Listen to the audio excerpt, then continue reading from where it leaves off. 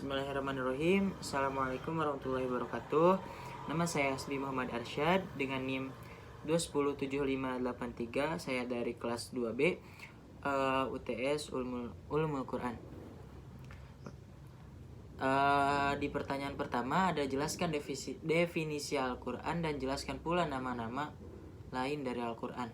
Nah, Al-Quran sendiri menurut bahasa berarti bacaan atau yang dibaca. Menurut istilah, Al-Quran adalah wahyu dari Allah Subhanahu wa Ta'ala yang diturunkan kepada Nabi Muhammad SAW melalui malaikat Jibril sebagai petunjuk bagi umat manusia. Al-Quran diturunkan untuk menjadi pegangan bagi mereka yang ingin menggapai kebahagiaan di dunia dan di akhirat. Nama-nama lain pada Al-Quran saya mendapat tiga poin. Yang pertama, Alkitab. Apa itu Alkitab? Alkitab itu kitab yang tertulis, yaitu terdapat pada surat Al-Baqarah ayat 2 yang artinya kitab Al-Quran ini tidak ada keraguan padanya, petunjuk bagi mereka yang bertakwa. Yang kedua, ada Al-Huda, yaitu petunjuk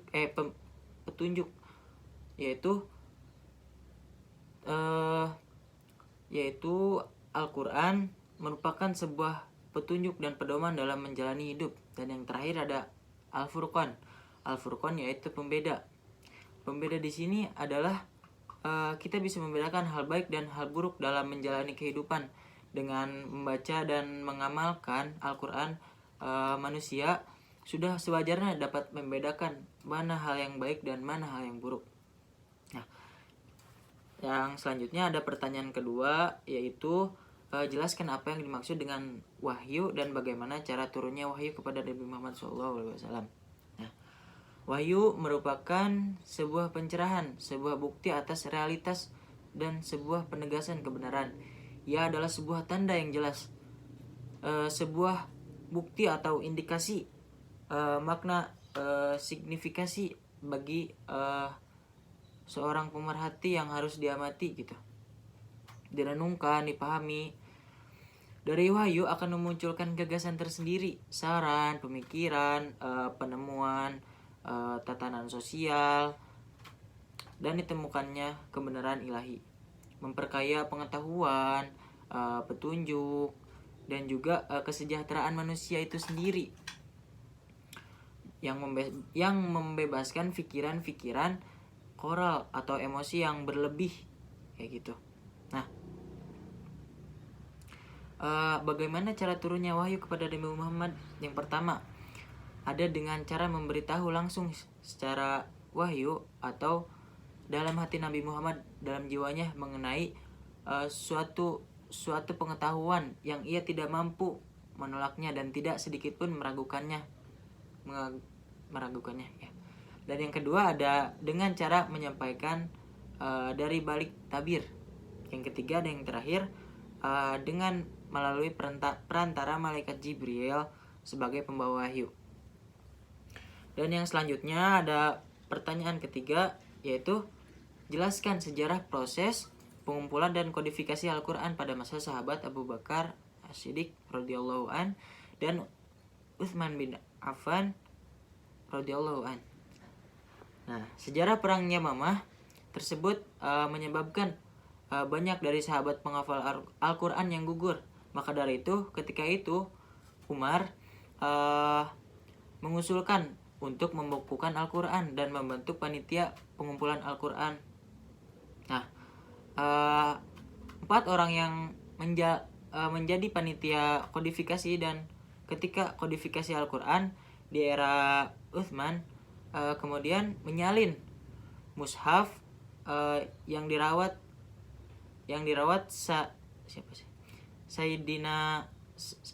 Sayyidah Hafsah. Ketika itu kerja kodifikasi Al-Quran juga pada masa Sayyidina Utsman dilatar belakangi oleh kekhawatiran perbedaan bacaan Al-Quran penduduk Irak dan Syam ketika itu yang mengarah pada konflik sosial seperti itu. Dan yang pertanyaan keempat, yaitu jelaskan apa yang dimaksud dengan tafsir bil ma'thur, tafsir biroi, tafsir bil isyari, dan berikan contohnya masing-masing. Nah, yang pertama ada tafsir bil ma'thur.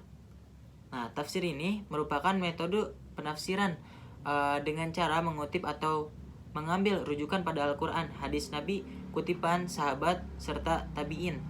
Ditafsirkan sebagai sunnah karena ia berfungsi menjelaskan kitabullah dengan perkataan sahabat, karena mereka lah yang paling mengetahui kitabullah, atau dengan apa yang dikatakan tokoh-tokoh besar tabi'in, karena pada umumnya mereka menerimanya dari para sahabat. Nah, salah satu contoh pada tafsir bil ma'thur yaitu pada surat At-Tariq ayat 1. Dan yang kedua ada tafsir biroi. Apa itu tafsir biroi? Yaitu tafsir yang di dalamnya menjelaskan makna atau maksud mufassir, hanya berpegang pada pemahamannya sendiri. Pengambilan kesimpulan pun didasari pada logikanya semata.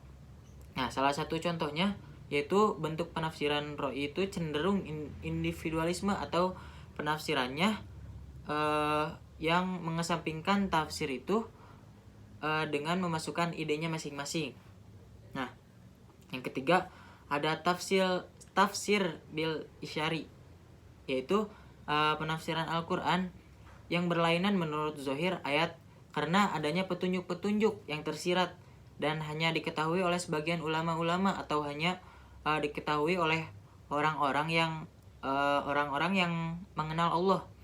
Dalam tafsir ini juga para mufassir berpendapat dengan mana lain, tidak sebagaimana yang tersurat dalam Al-Quran, tetapi penafsiran tersebut tidak diketahui oleh setiap insan kecuali mereka yang hatinya telah dibukakan dengan sinar oleh Allah, dan termasuk golongan yang soleh.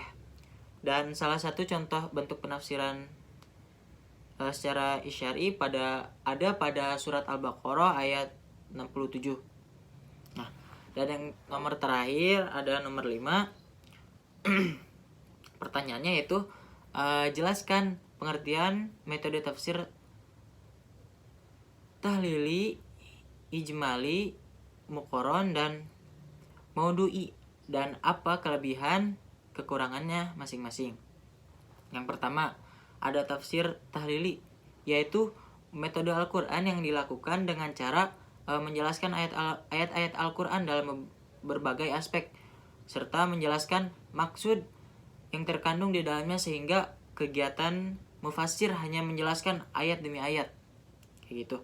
Untuk kelebihannya sendiri adalah dapat mengetahui dengan mudah tafsir suatu surat atau ayat, karena susunannya tuh tertib. Ayat atau surat mengikuti susunan sebagaimana terdapat pada mushaf. Dan kekurangannya sendiri yaitu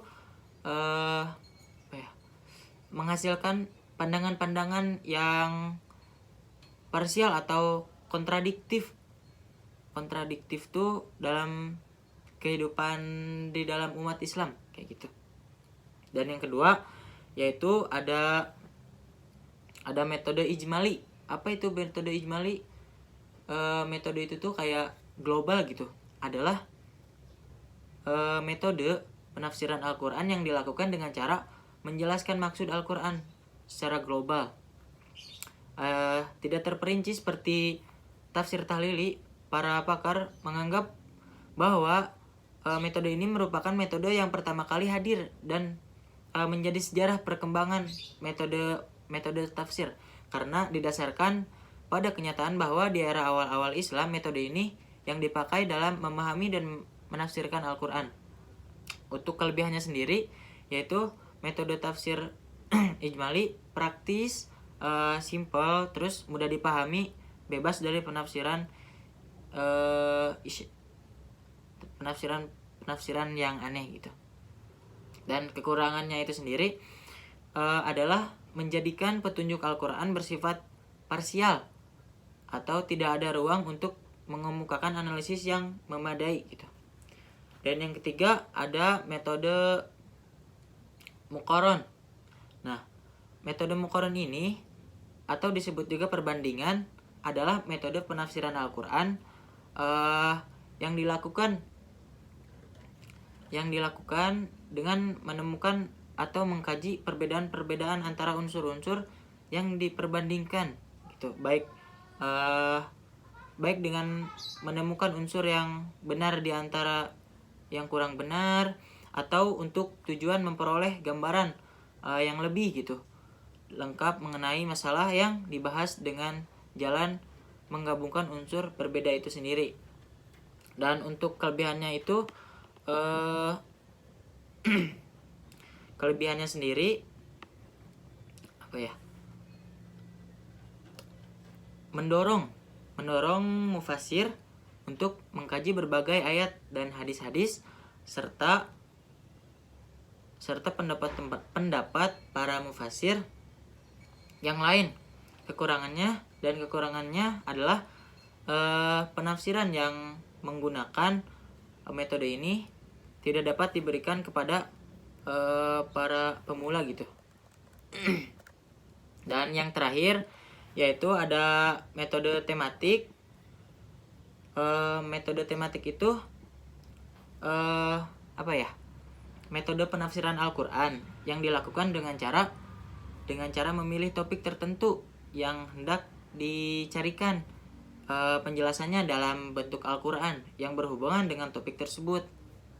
Lalu dicarilah penjelasan di dalam Al-Quran tersebut kaitannya dengan berbagai ayat ini agar satu sama lain bersifat menjelaskan gitu.